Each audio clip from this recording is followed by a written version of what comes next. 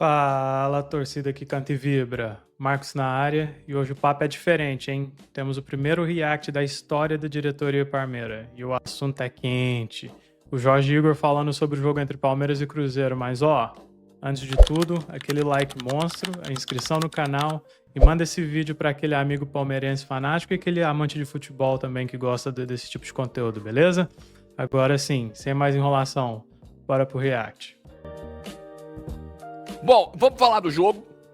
O empate entre Palmeiras e Cruzeiro, que foi o grande jogo do domingo, o principal jogo da rodada, envolvendo o primeiro e o terceiro colocado e interessando diretamente ao Flamengo, que está ali no meio dos dois na tabela.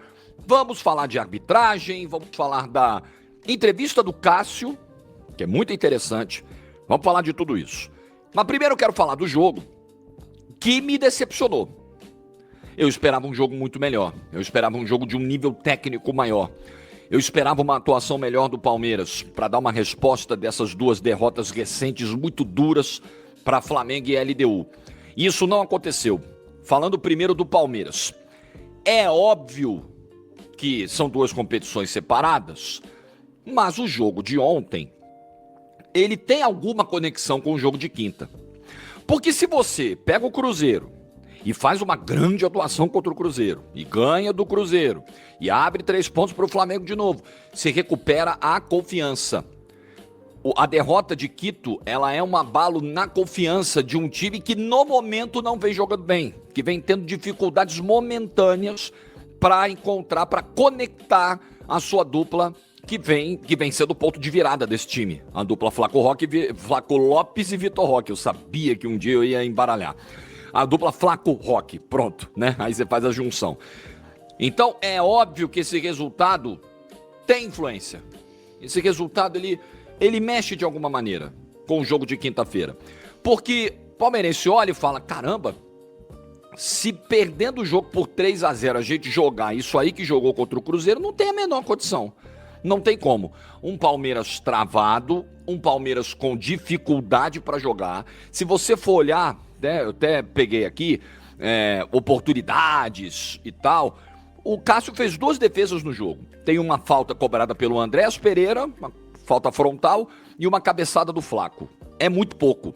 Então, aquele Palmeiras que estava chegando ao gol com muito volume, né? O Palmeiras das goleadas, o Palmeiras de muitas oportunidades, né? O Palmeiras que virou o jogo contra o Fortaleza, que atropelou o Red Bull Bragantino, você pode citar vários jogos. E, claro que aí nós estamos falando também de outro nível de adversários, né? Esses 2 que eu citei, né? Por exemplo. Mas esse Palmeiras a gente não tá vendo.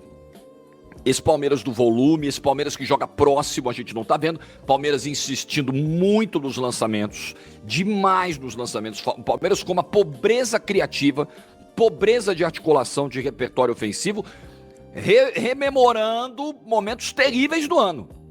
É um pesadelo que volta a assombrar o Palmeiras, porque em outros momentos da temporada o Palmeiras sofreu exatamente dessa pobreza de repertório ofensivo. E lá atrás, se não fosse o Carlos Miguel, a vaca ia pro brejo ontem. 3 defesas do Carlos Miguel. Muitas críticas eu ouvi ao Carlos Miguel, muitas não, algumas, né? Pô, tomou 3 gols no primeiro tempo contra o Flamengo, tomou mais 3 contra a LDU, nos 2 primeiros jogos tomou 6. Eu acho que a gente tem que olhar o contexto de cada jogo. Principalmente o contexto do jogo de Quito, com a altitude, com a escalação desastrosa do Abel, com a teimosia do Abel ou falta de humildade para reconhecer a cagada que fez no primeiro tempo, tudo isso, né? Aí estourou no Carlos Miguel. Não vi ele falhar gravemente em nenhum dos gols. E ontem não fosse o Carlos Miguel, meu amigo, o bicho ia pegar. O bicho ia pegar e o Palmeiras poderia ter perdido o jogo dentro de casa. Inclusive, a última bola do jogo é quase um milagre. Finalização do Caio Jorge, ele pega com o pé. Vai ali na direção dele, ele tá bem colocado, mas é uma defesa importantíssima, é uma defesaça no jogo. Então, o que a gente tem visto? Um Palmeiras que não consegue mais rodar a bola com aquela facilidade. E aí é consertar meio campo. E aí é a questão para o jogo de quarta-feira, né? Aníbal, Andréas, tem que ver a questão física do Aníbal. Só uma correção aí, jogo é quinta-feira, não quarta. Aníbal, Andréas e Maurício, seria esse o meu meio campo, né? Parar de insistir em lançamento e cruzamento. E eu acho também que esse é o meio-campo da maioria dos torcedores palmeirenses. É o Aníbal, fazendo o primeiro volante ali, com o Andréas mais à frente e o Maurício, né? Eu acho que esse é um consenso natural de todos os palmeirenses para o jogo de quinta-feira. Palmeiras basear o jogo dele contra a LDU o tempo todo em bola longa, vamos jogar para a área para ver o que acontece. A LDU tem jogadores fortes, a LDU tem jogadores altos, a LDU vai entrar num ambiente muito confortável para ela. Palmeiras vai precisar circular essa bola por dentro. Palmeiras vai precisar trabalhar, botar a bola no chão, encaixar jogadas, toques rápidos. E isso, para deixar mais angustiado ainda o torcedor do Palmeiras, não vem acontecendo. Não vem. Então, essa queda de... Esse não vem acontecendo, tá meio... Eu não sei te dizer se não é que não vem acontecendo. Ele não aconteceu nos 2 últimos jogos, né? Porque até mesmo contra o Flamengo, o Palmeiras foi muito superior ao Flamengo em termos de bola rolando e no jogo mesmo, né? Teve o que a gente já sabe, aquela roubalheira descarada do senhor Wilton Pereira Sampaio, que influenciou tremendamente no resultado, mas eu não vejo essa falta de jogada igual o Igor tá falando aí, não. Rendimento, ela é muito preocupante. E outra coisa, quando a bola chegar, você tá precisando fazer 3, irmão. Tá 3-0 pros caras. Quando a bola chegar, não pode errar. Tem que ser precisão máxima. Quando a bola chegar no pé do Vitor Roque, ele tem que fazer o gol. Quando a bola chegar no pé do Flaco Lopes, ele tem que fazer o gol. A tal da eficácia vai ter que aparecer. Eficácia, muita eficácia. E muito mais futebol para superar a LDU. Já o Cruzeiro, acho que fez um bom jogo. Acho que eu gostei muito da partida do Matheus Pereira, apesar da marcação individual que o Bruno Fux fez nele, tentando tirar o espaço, atrapalhar, travar o jogo do Matheus Pereira. Mas eu gostei do que vi do Cruzeiro. O Cruzeiro começou o jogo com o time titular, com força máxima, né? Sempre buscando muita velocidade pelos lados do campo, um time muito rápido, um time que tenta acelerar muito o jogo. Aí tem, aos 15 minutos, um lance que poderia ter tirado o Cruzeiro do eixo mental da partida. Poderia ter desestabilizado o time por completo. A não expulsão do Gomes, eu vou falar dela já no final do vídeo, porque o time se revoltou e tal. E aí o Leonardo Jardim, na beira do campo, falou: galera, calma, vamos baixar a poeira e vamos jogar o nosso futebol. E isso aconteceu. E aí o Arroio dá uma mobilidade, uma velocidade ainda maior ao time do Cruzeiro quando entra. Inclusive, a falta que ele cobrou foi a melhor chance do Cruzeiro, né, no comecinho do jogo. E aí o Carlos Miguel tendo que trabalhar. Então, essa movimentação do Arroio foi muito importante. E depois tem aquela chance no desvio do Bruno Fux, né, cruzamento do Christian. Ele domina, pé esquerdo, bate, o Carlos Miguel faz a defesa. Bom, aí vem o segundo tempo, né? Esse lance já é no segundo tempo. E aí o Cruzeiro continua ali tentando fugir da marcação do Palmeiras, um jogo muito mais brigado, muito mais travado, faltas, cartões, muitos cartões já no primeiro tempo do jogo, né? Um jogo muito picotado, muito travado, mas equilibrado. Só que tem a expulsão do Fabrício Bruno por acúmulo de amarelos, o segundo cartão amarelo aos 26 do segundo tempo. E aí o Leonardo Jardim já estava com outra ideia de substituição, ele precisou mudar. Ele teve que tirar justamente o Arroio, o cara que fez o time, né, crescer em velocidade, em dinâmica, para recompor com o Jonathan Jesus. E aí o jogo ficou ainda mais complicado pro Cruzeiro, né? Aí ficou ainda mais difícil, por mais que o Cássio não tivesse sofrendo nenhum bombardeio. Isso não aconteceu realmente. O Cássio trabalhou em 2 ocasiões, mas nada muito, né? O que realmente se manteve foi a temperatura alta, principalmente do lado de fora. E muita gente até se assustou com o comportamento do Leonardo Jardim, porque ele não é disso, ele é sempre um cara muito contido. E ontem, meu amigo, ele xingou, ele jogou garrafa no chão, ele esbravejou, ele se irritou. Teve que falar em garrafa, teve a história do Cássio também, que eu vou falar no final do vídeo. Pausar aqui rapidinho. Imagina se fosse o Abel, hein? Se o Abel tivesse chutando garrafa, jogando garrafa. Queria ver como que seria o comentário aqui e da mídia, principalmente, né? De todos da mídia grande, que a gente conhece como que é. E ainda, ele mantém o time, depois que ele recompõe o Jonathan Jesus, ele ainda fica com 2 alterações no bolso, mas ele entendeu que o time conseguiria manter a pegada de marcação até o final com aquela formação e quase faz o gol da vitória. Quase faz o gol da vitória, com o Kaique lançando, o Matheus Pereira cruzando, o Caio Jorge batendo e o Carlos Miguel pegando com o pé. Ali era o gol da vitória do Cruzeiro nos acréscimos do jogo, nos acréscimos do segundo tempo. Então, pra mim, o Cruzeiro foi melhor do que o Palmeiras, o Cruzeiro jogou mais que o Palmeiras. Individualmente, o Cruzeiro também se comportou melhor com alguns jogadores, por exemplo, o Matheus Pereira. A defesa se comportou muito bem. O Cruzeiro não saiu dos eixos depois da expulsão. Mentalmente, o Cruzeiro continuou forte. O Cruzeiro não desistiu do jogo depois da expulsão do Fabrício Bruno no final do jogo, no segundo tempo. Não desistiu. Então, o Cruzeiro lamenta muito a oportunidade perdida, porque se o Gomes é expulso com 15 minutos é outro papo, é outro jogo, né? Antes de chegar, né, no lance do Gomes, aí, vamos lembrar também, o Jorge e Igor, que o Palmeiras tinha acabado de fazer um jogo em Quito, na altitude, na quinta-feira à noite. Então, assim, o Cruzeiro já tinha uma semana que estava só com as asinhas para trás e descansando, né? Então, o fator cansaço aí também eu acho que tem que levar um pouco em consideração antes de você simplesmente chegar e falar que o Cruzeiro foi muito melhor do que o Palmeiras. Se você pegar os números do jogo, inclusive, foi muito tete a tete ali, muito igual. Mas vamos lá. 75 minutos mais os acréscimos com um jogador a mais, com o jogo ainda 0-0, é um tempo muito grande para você construir uma vitória. E isso foi tirado do Cruzeiro por um erro do Rafael Klein, na minha opinião. Então o Cruzeiro tá realmente na bronca. Peraí, erro porque o Fabrício Bruno foi expulso, mas ele mereceu o segundo cartão amarelo. O segundo cartão amarelo é vermelho. Então, onde que tem um erro aí? O que fica é que nós estamos na rodada 30, né? Na rodada 30, deixa eu só ver a pontuação para não falar bobagem. Na rodada 30, o Cruzeiro tem 57 pontos. Na rodada 30, verdade que tem jogo a mais, um jogo a mais que Palmeiras e Flamengo, mas ele tem 4 pontos a menos que o Flamengo, 5 pontos a menos que o Palmeiras, e com menos elenco, e com menos dinheiro. A verdade é essa. Por mais que o Pedrinho, dono da SAP do Cruzeiro, tenha muito dinheiro, mas o clube ainda não está estruturado como o Palmeiras está, como o Flamengo está. Então é muito digna a campanha do Cruzeiro. É muito honrosa. O Mirassol é a grande história do Campeonato Brasileiro.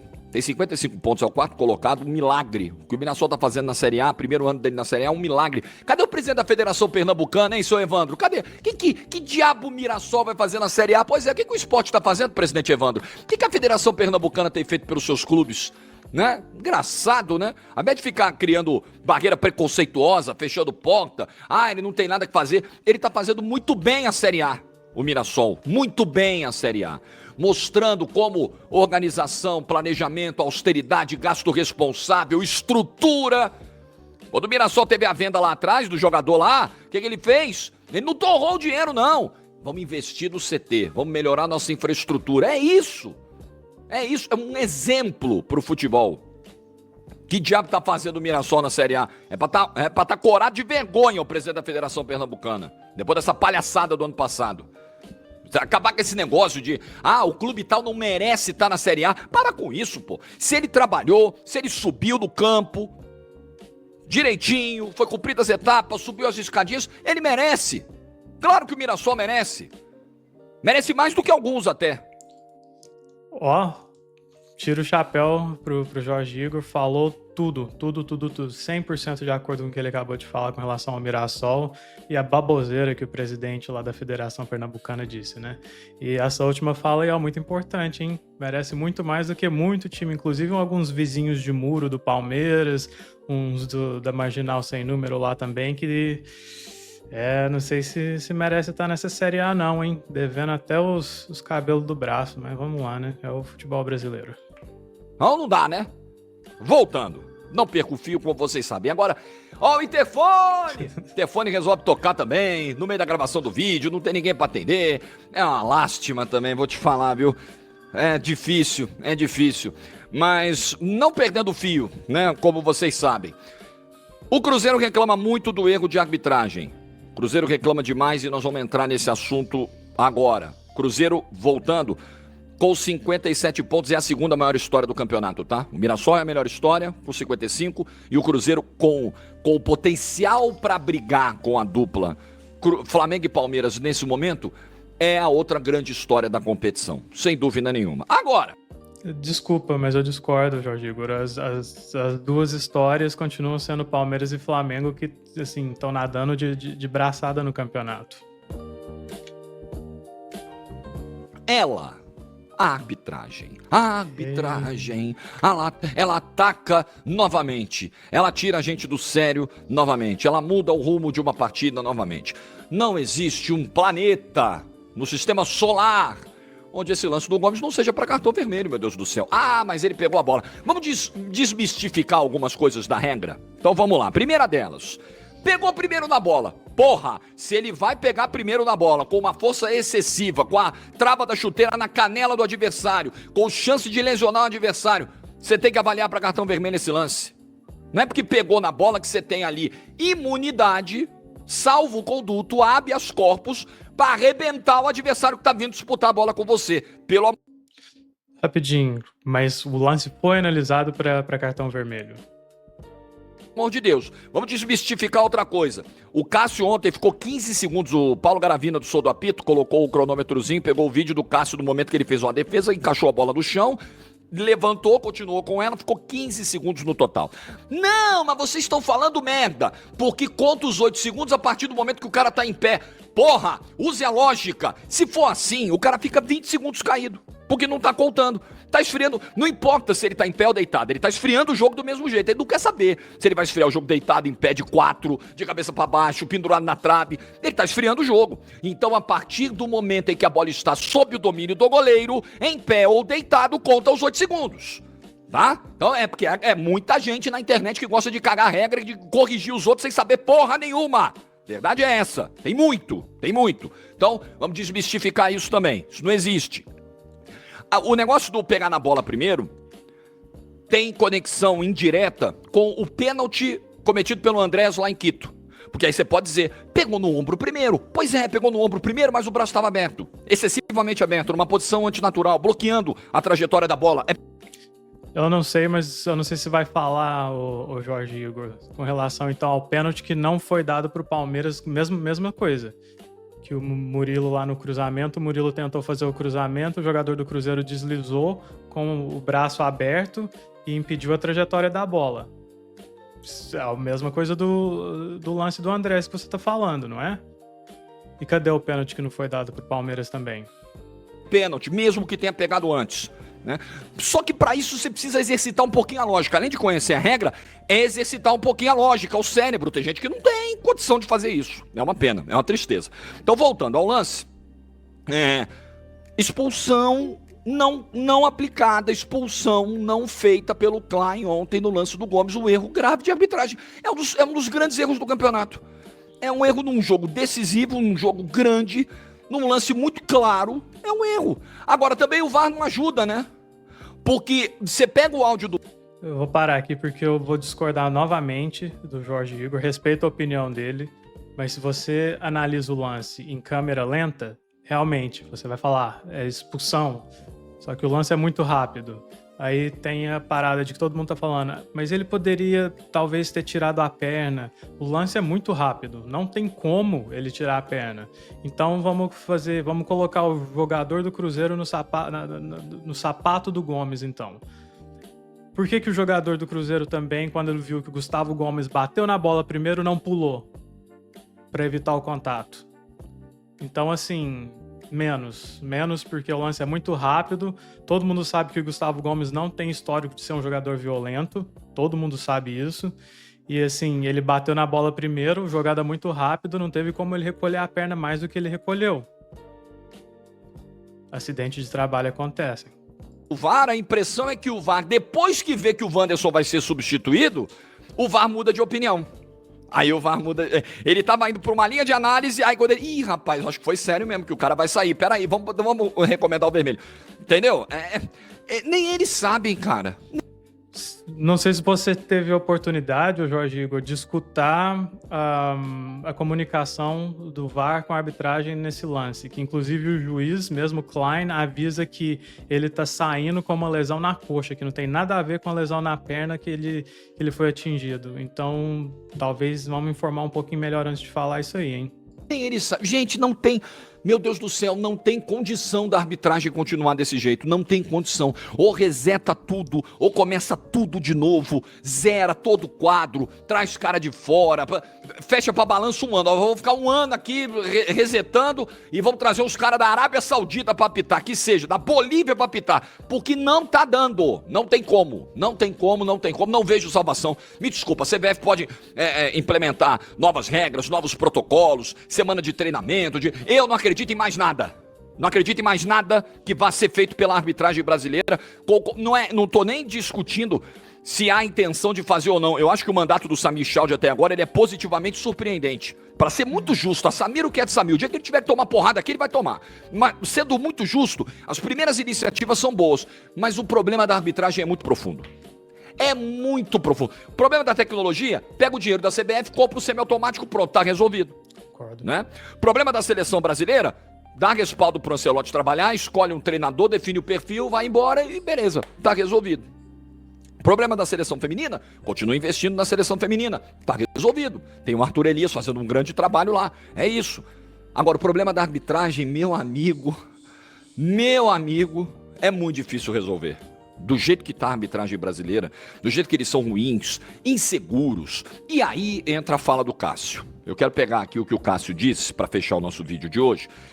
Concordo plenamente.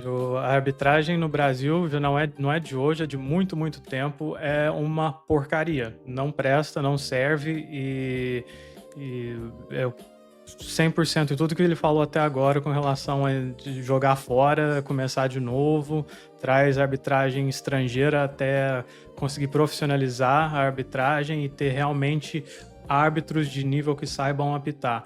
Mas vamos esperar mais um pouquinho aí, mas eu ainda estou esperando para ver se ele vai falar que ele tá dando que o árbitro errou só um lance aí, no lance do Gomes, mas e os dois lances pro Palmeiras? O do pênalti que eu comentei ali mais cedo, e tem o gol legítimo do Sousa que o árbitro anulou. Vamos ver se você vai falar disso também, né, ô Jorge? Que eu acho muito importante, o Cássio fazer um convite à reflexão nesse momento, um convite a que todos os jogadores repensem um pouco as suas atitudes, os seus comportamentos dentro de campo. O Cássio diz assim, a gente tem que melhorar, como é que é? Ah, meu Deus, eu acabei de fechar a aspa do Cássio aqui. Ah, tá aqui. A gente precisa se unir para melhorar a arbitragem. Essa é a fala do Cássio. E aí ele tá falando justamente sobre o comportamento dos jogadores. Os jogadores, eles também são parte importantíssima do problema. Parte enorme do problema. Porque eles se comportam mal em campo. Muitos querem enganar o árbitro o tempo inteiro. Muitos querem arrumar confusão o tempo inteiro. Muitos querem pressionar e ficar buzinando no ouvido do árbitro, mesmo sabendo que não tem razão, o tempo inteiro. E aí um árbitro que já é medroso, despreparado, ele vai sucumbir nesse cenário. Então os jogadores precisam ajudar. Precisam ajudar também cumprindo a regra, não ficar 15 segundos com a bola retida, né, Cássio? E aí vale pra você e pra todos os goleiros, né? Todos. Acabar com esse negócio de fazer uma defesa difícil, vai buscar uma bola com a pontinha de dedo no ângulo, fica 3 minutos rolando no gramado. É, isso aí. Então todo mundo tem que colaborar.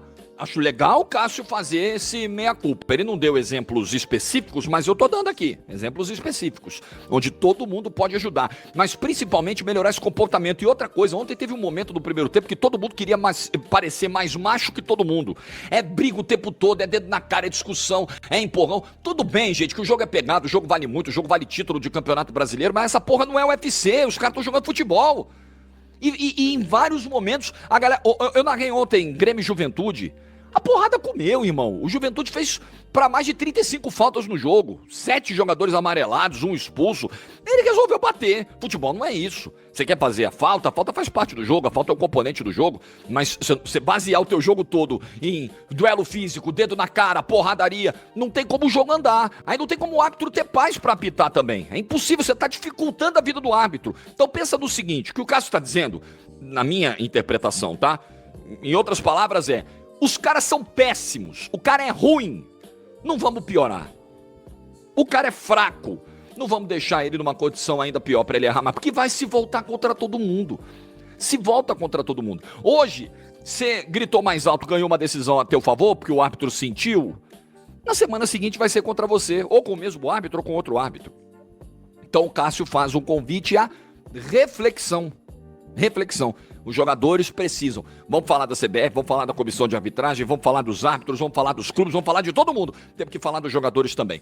Eles contribuem muito para esse cenário, com esse comportamento horroroso, simulando, fazendo teatro. Aí chegam na Europa, é engraçado, o cara sai daqui, é um artista, escola Wolf Maia de interpretação, vai fazer novela das 9. Aí o cara vai pra Inglaterra, ele muda. No primeiro jogo, ele já não simula, ele já não faz cena, ele não fica... Não tem bolinho. Você vê na Inglaterra, você vê nos grandes campeonatos, bolinho pra cima da arbitragem, quando o cara vai no vídeo ver a imagem no monitor. Você não vê, mas no Brasil todo mundo faz. E aí quando o cara chega lá fora, é difícil, né?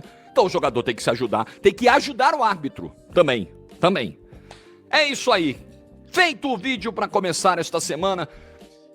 É isso aí, galera. Então aí, ó, o vídeo do Jorge Igor. Eu gostaria só de falar que eu acompanho o Jorge Igor faz bastante tempo. Eu gosto muito do conteúdo dele. Acho ele um baita narrador, jornalista. Porém, nesse vídeo especificamente, eu estou um pouco... assim, eu achei que ele deixou de fora muitos aspectos, porque me passou a impressão de que o Cruzeiro foi totalmente prejudicado no jogo, sendo que se você parar para pegar os lances polêmicos e capitais, o Palmeiras teve 2 e o Cruzeiro teve 1. Um gol legítimo do Palmeiras que foi anulado, e ele nem comentou do lance, ele não comentou do pênalti na jogada do Murilo. Então é isso, mas eu vou deixar aqui para vocês, galera, na descrição do vídeo, o link para o canal do Jorge Igor também, para deixar os devidos créditos do vídeo. E é isso aí, galera, ó. Não esquece de se inscrever no canal se você não é inscrito, deixar aquele joinha maroto, compartilhar com todo mundo e deixa nos comentários também o que vocês acharam desse tipo de conteúdo, que a gente vai continuar trazendo mais reacts para vocês. E é isso aí, beleza? Então, ó, não se esqueça, vamos fazer aquela fezinha para quinta-feira e avante palestra. Fui!